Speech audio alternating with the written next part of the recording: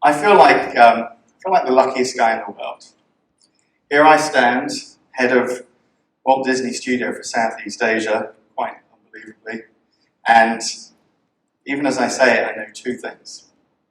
Firstly, I can't quite believe how I got here, and secondly, most days it feels pretty cool.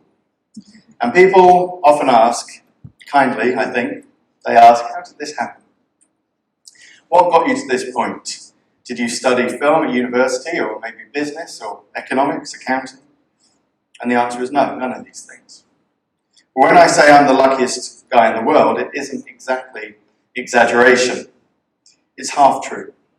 Luck is absolutely a part of it. And I'll bet that if you ask any successful person out there, they'll likely tell you the same.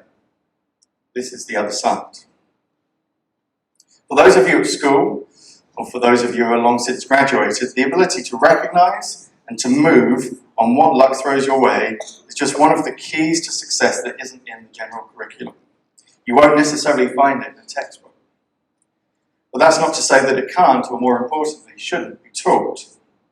We rightly spend a great deal of our time, money, and resource in filling the minds of our future leaders with facts and figures, and then we test them to determine how well they're learning, or I guess more specifically, we test the capacity that they have to retain knowledge. But as a business leader, I'm interested in so much more than that.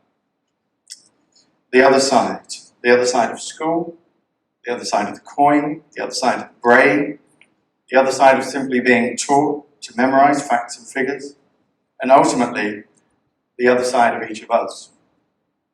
Let's start simply. Here's my story. I went to a state school in the UK, did okay, got into university, did pretty well there, decided to head off and work and live in Japan, where I learned a lot and had a really, really good time for a few years. But I determined while I was there that I really wanted to work in the film business. I went back to the UK, did it, and here I am. Really? Is it really that simple? Of course it's not that simple. It wasn't acing every subject that got me to the place I'm now in. I absolutely didn't ace every subject or any subject. I didn't go to the best university, although I urge you to do the best you can to absolutely get there, because university remains a gift of an experience if you use it, if you use that opportunity wisely. I didn't train for business. I have no vocational qualifications. And here's the secret. Neither do the vast majority of the people I work with. I'm talking about my peers. I can just lift a quote from the Liam Neeson film, Taken. I do work in the film business, so I probably should. What we do have is a very particular set of skills. Skills that we've acquired over a very long career. That quote actually goes on to explain how he's going to find you and kill you. I'm not going to go that far today. Many of these skills are shared amongst my peers, and traditionally they've been known as soft skills. But this name can be very misleading, I think, because I've never wanted to employ anyone who doesn't have more of these than anything else that we may regard as formal qualifications. So what are they? Well, put simply, and this isn't a finite list, it can be any mix of passion, compassion, communication, collaboration, optimism, inspiration, innovation, humility, drive, and perhaps most importantly, an ability to build and maintain relationships. Pretty simple, right? But as I said, it isn't just about thinking that you have these skills, it's about knowing how and when to apply them. Take communication as one example. Everyone likes to think they are good communicators. If we can't communicate a seemingly simple function, then we must be pretty stupid, right? That's the belief. But there's a difference between communicating and communicating effectively. And the purpose of the communication might be manifold. Is the communication designed to inspire, or is it designed to inform? Is it to direct, to persuade, to argue, to calm? How is it directed? Who is it directed to? Is it to create perception or to dispel perception? Or can they be the same thing? Now, whilst I mentioned early on that I wanted to talk about the other side, I do actually believe that good schools and universities can teach us the skills to become great communicators. They provide safe forums for us to hone that particular skill. What they don't always teach us is how those communications are received and how they're reacted to, particularly when they're out there in the workplace which can be a real shock to some. I'll give you an example. I once had a team who insisted on communicating only by email, even though they sat in a small group of 4. It stemmed from a history, I discovered, of dislike and distrust that their former boss hadn't resolved due to the fact that he lacked that level of direct communication. By emailing each other, they aimed to cut down any deeper level of interaction. In order to reduce this without directly drawing too much attention to it, every time one of them sent out an email to this small group, I would walk over to their desks to answer in person whatever was in the email or to begin a discussion around the points that had been raised. What they discovered over a few months was that open discussion not only solved problems quicker, but gave them confidence to communicate with each other openly. It generated trust, and trust is a huge driver. Trust within this particular group, where I hadn't been there before, led to a higher level of compassion and a higher level of passion for the work that we're all doing. And listen, we're working on Pixar and Disney movies. It should be pretty easy to generate a little bit of passion. Much of it stemmed from a higher level of effective communication. Trust and good communication can lend themselves to a high level of collaboration, and this can be naturally forming organic communication. Wonderful. Maybe add proactivity to that list I gave you earlier as well. It certainly has to be born out of the optimism that I mentioned at the time. But even groups of individuals who are asked or instructed to find areas of collaboration will only flourish if they have the skills to do so. And that can often be something as simple as recognizing and displaying our own strengths, our weaknesses, and our limitations. The best entrepreneurs in the world, and I'm sure that there are some budding ones in this audience today, recognize that whilst they may have the seed of a great idea, they will only succeed through high levels of collaboration, gathering teams around them who can execute their vision because they know that they are not and they cannot be experts in all areas. This school is a great sports school, and any sports team requires that high level of collaboration to succeed. If you're into sports, if you're into team sports, take advantage of that great place of learning. John Lasseter, who is our Chief Creative Officer at Pixar and Walt Disney Animation and Director of the film Toy Story, also talks about the importance of collaboration and play. Play leads to creativity, creativity leads to ideas. He claims that as we get older, we lose the ability to play. And as the great educator Ken Robinson says, school has a habit of drilling creativity and play out of us. It's why Google and Facebook and Pixar turn their workplaces into campuses with basketball courts and game rooms and swimming pools. Inspiring play inspires creativity, and that inspires success.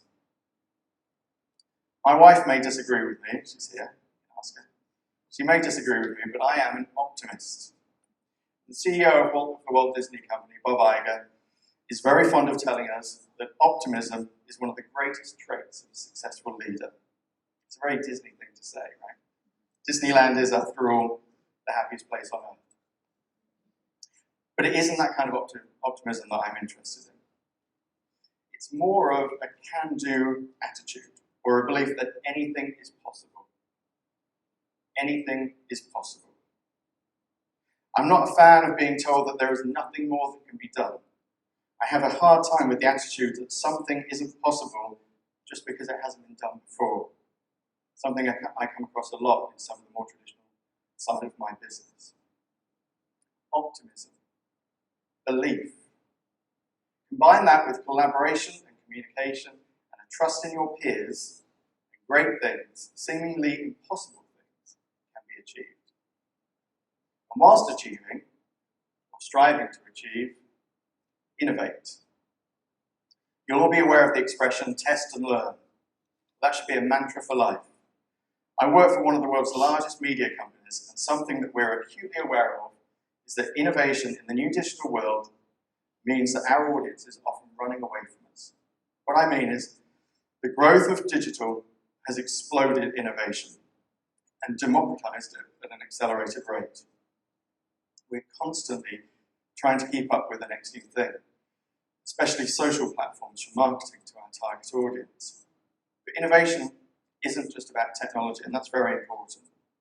It can be about something as simple as the way we choose to seat our teams, or teach your lessons, or approach your schoolwork. Something else isn't always something better, but unless you have the eyes to see it and the will to try it, you will never know. Innovate and inspire others to do the same. Let them know that progress requires trying something new, and importantly, it requires getting something wrong. This leads me to the final 2 points that I just wanted to highlight today. The first is humility, not just in terms of what we traditionally view as being humble. I'm talking more about being open and honest about your failings, your feelings, and your mistakes. It's something that needs to be encouraged because it is highly valuable. Pixar is a great proponent of this. Andrew Stanton, who was the director of Finding Dory, amongst others, is well known for telling people to fail as fast as you can. What he's referring to is that failure isn't a necessary evil. In fact, it isn't evil at all. It's an inevitable result of trying something new. Learn, move on, don't blame, innovate. It's all connected. It will help you to work better with others, to build trust, to inspire, to create an environment of passion, to increase communication, and to build and maintain relationships. And this really is the key. Relationships are what my business is built on. Disney, the film business, the media business, and the vast majority of businesses you can name, as well as being a doctor, a lawyer, a coach, a politician, a teacher, whatever you may want to turn your hand to. If you can build great relationships throughout your life and learn how to nurture them, then you will immediately give yourself a head start. You are surrounded by brilliant minds at this school and in this country. At university, you will inevitably meet great people who will go on to achieve great things. You may well do so yourself.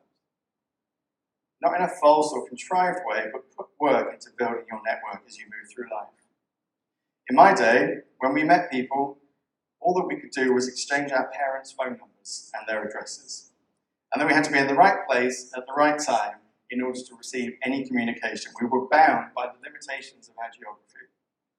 These days it's much easier. Email, Facebook, Instagram, some other platform that I'm woefully too old to know anything about. Your network is building itself for you every time you make a new connection. That connection is immediately joined to another host of connections, and so on, in an infinite spider's web. The key is to harness those relationships. Help others. Be good people. Build trust. Collaborate. Communicate. Be creative. Be thankful. Be humble. Have fun. Play. Learn. Adapt. Innovate. Inspire. This is the other side. These are the skills that you need. And this will be the key to your success.